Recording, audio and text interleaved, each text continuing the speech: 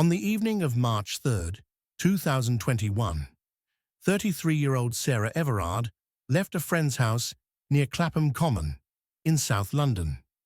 She said goodbye, began her walk home to Brixton Hill, and vanished. That night, she spoke to her boyfriend on the phone for about 15 minutes. They planned to see each other the next day, but after that call, no one close to Sarah ever saw her again. At 9:30 p.m., CCTV captured her walking along Poinders Road, ringing a doorbell. 4 minutes later, the same camera recorded a passing police car. Then, silence. No one knew if she had ever made it home. Sarah was born in Surrey in 1987 and raised in York. She attended Fulford School and later studied human geography at Durham University. By 2021, she was living in Brixton Hill, working as a marketing manager for a digital media agency. Her friends and family described her as kind, responsible, and careful, someone who would never simply disappear. When police released CCTV footage showing her with a man, a police officer, the story took a chilling turn. A missing person investigation quickly began. By March 6th, the Metropolitan Police had launched a full-scale search. And just 3 days later, on March 9th, a serving officer named Wayne Couzens was arrested in connection with her disappearance. Who was Wayne Couzens?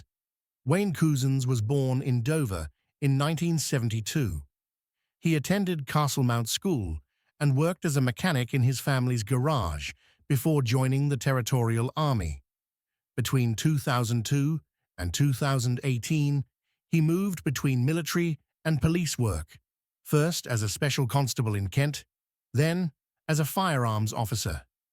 In 2018, he joined the Metropolitan Police full-time. By 2020, he was part of the Parliamentary and Diplomatic Protection Branch, the unit tasked with guarding government and diplomatic buildings in London. A man trusted with a gun and the public's safety. The abduction. Let's turn back the clock to the evening of March 3rd. Just days earlier, Couzens had rented a white Vauxhall Crossland from a car rental company in Dover. He finished a 12-hour shift that evening in South London and set his plan in motion. He had everything ready: the car, the handcuffs, and a false reason to make an arrest.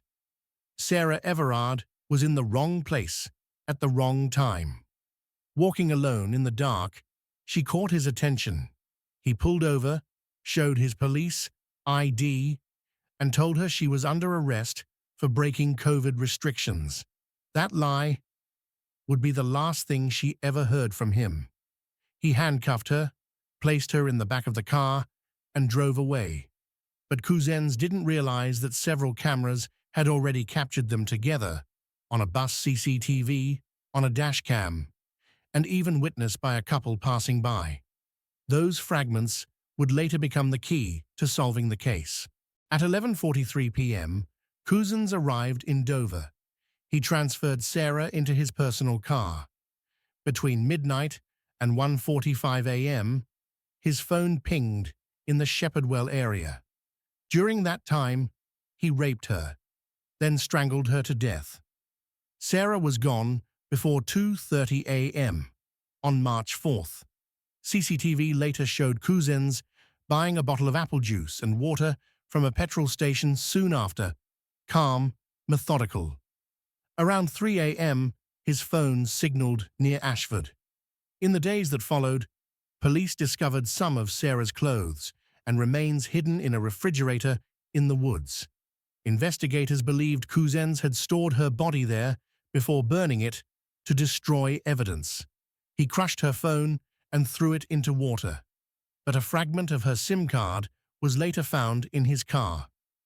The next day, he bought coffee, then a can of petrol. He used it to burn Sarah's body. Witnesses later reported seeing a fire on March 5th, in the exact area where her remains were eventually found. Life. as if nothing happened. After the murder, Wayne Couzens went home and carried on as if nothing had happened. He acted normal, went out, returned to work, played the role of a family man. On March 7th, just 3 days after killing Sarah, he even took his wife and children for a walk through the same woods where he had dumped her body. Maybe he wanted to relive the crime. Maybe he was checking for evidence. Or maybe he was just feeding his own twisted sense of control. As they say, every murderer returns to the scene of the crime. The arrest. On March 9th, relying on CCTV footage, police moved in. They arrived at Couzens' home at 5:45 p.m. and arrested him 2 hours later. 40 minutes before police arrived, he had wiped the data from his phone. Had someone warned him, or was it instinct? During questioning, Couzens was shown a photo of Sarah. He claimed not to recognize her. Then, he told a bizarre story, saying he'd been in debt to an Eastern European gang who forced him to kidnap a woman to repay them. He insisted he had handed Sarah over alive and had nothing to do with what happened next. But the evidence told another story. The next day, police discovered Sarah's burned remains near a stream in the woods. Dental analysis confirmed her identity.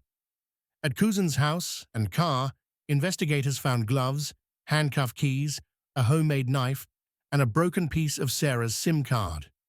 Blood matching Sarah's DNA was found on the passenger seat. Couzens' own DNA on the back seat. The lies collapsed. He confessed. In court, Sarah's family faced the horror of what he'd done. Her parents described the devastation of losing their daughter in such a cruel way. Her loved ones spoke of anger, pain, and hatred toward the man who had stolen her life. Even Couzens' lawyer admitted there was no excuse, that his client felt shame and self-loathing. He accepted that Couzens deserved the harshest sentence possible. The trial didn't take long. With a confession and overwhelming evidence, the judge sentenced Wayne Couzens to life imprisonment. No chance of parole. A nation's outrage.